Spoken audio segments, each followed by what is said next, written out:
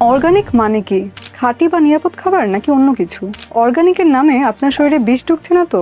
Organic নিয়ে বেশিরভাগ মানুষের মধ্যেই ভুল ধারণা আছে। অনেকেই মনে করেন নিজের হাতে বানানো বা বাজার থেকে ভালো কোনো কাঁচামাল এনে প্রসেস করা খাবারই অর্গানিক। আবার অনেকেই পণ্য অর্গানিক দাবি করছে, কিন্তু তা উৎপাদন করতে ব্যবহার করা হচ্ছে অতিরিক্ত কেমিক্যাল সার, কীটনাশক, কৃত্রিম রং, ফ্লেভার বা প্রিজারভেটিভস। কিন্তু এসব সার বা কীটনাশকে থাকা অতিরিক্ত কেমিক্যাল যেমন লেড, ক্রোমেট, ক্যাডমিয়াম ইত্যাদির কারণে ক্যান্সার, ব্রেইন ড্যামেজ, বন্ধ্যাত্ব, কিডনি ও লিভারের সমস্যা সহ নানা রোগের সৃষ্টি হতে পারে। তাহলে অর্গানিক খাবার আসলে কি?